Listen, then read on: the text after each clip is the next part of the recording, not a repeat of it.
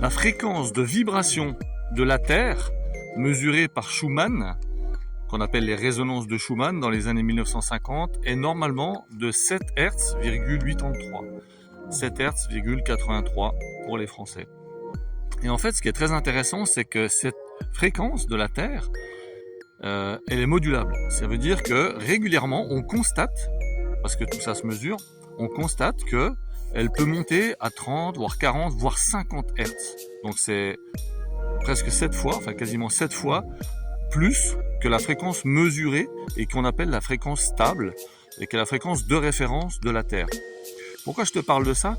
Parce qu'on vit depuis un moment une période de bouleversement énergétique extrêmement rare et extrêmement puissant. Tu peux le ressentir en toi à travers tes émotions, à travers des opportunités, à travers des déceptions, à travers beaucoup de choses qui brassent.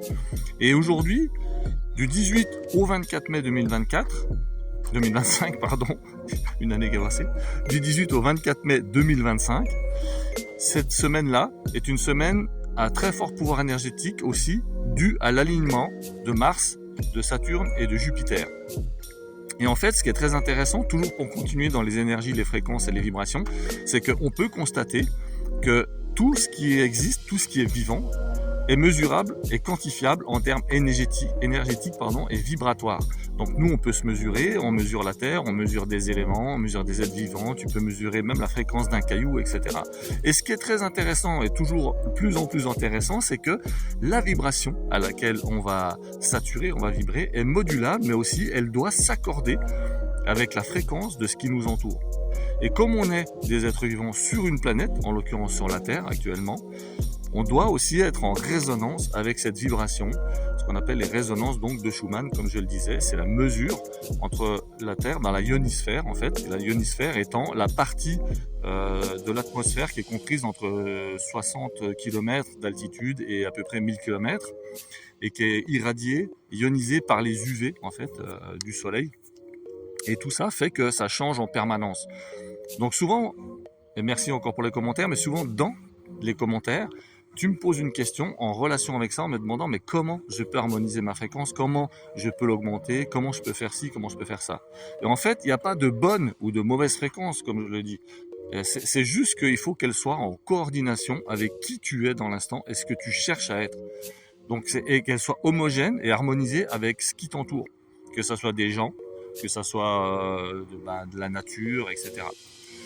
Et le meilleur moyen pour faire ça, en dehors des fréquences sacrées, dont je t'ai déjà parlé et dont tu peux trouver des références sur mes vidéos précédentes, avec à chaque fois à quoi elles correspondent, les 9 principales fréquences sacrées, je pense que ce qu'il est important, il est d'arriver à mesurer sa vibration au ressenti. C'est-à-dire quand on se sent bien, c'est certainement qu'on a une vibration haute. Mais le truc, c'est pas toujours d'avoir une vibration haute.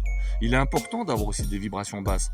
En fait, s'ancrer, c'est aussi avoir une vibration basse. La Terre, elle a une vibration très basse puisque c'est 7,83 Hz. 7,83 Hz, c'est extrêmement bas. C'est ce qu'on appelle des fréquences basses.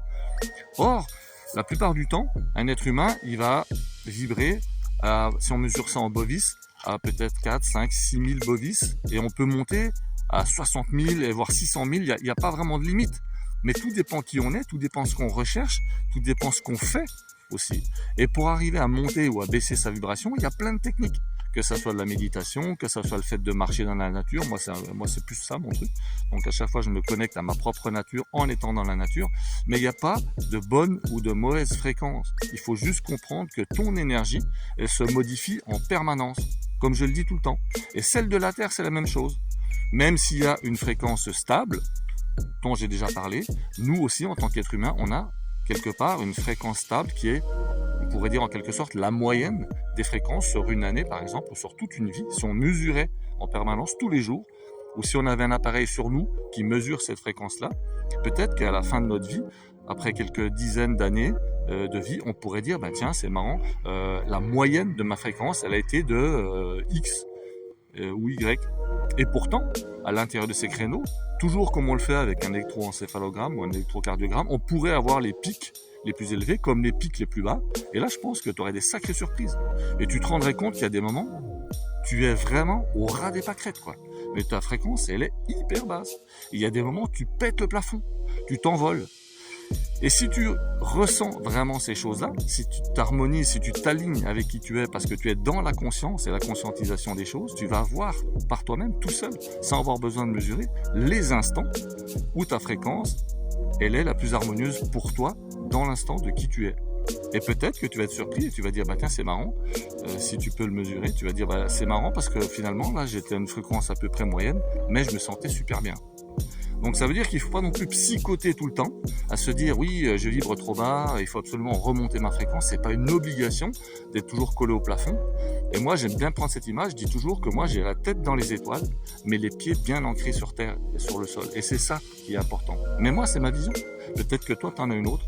Et je te remercie de me la donner dans les commentaires, ta vision. Ça m'intéresse de savoir comment toi, tu vis ça. Est-ce que tu as les pieds plus sur terre ou est-ce que tu es plutôt quelqu'un qu'on dit de perché ou est-ce que tu alternes avec les deux et comment tu fais pour faire ça? Merci de liker, de partager et surtout merci de me suivre et à bientôt pour de nouvelles aventures. Merci du fond du cœur.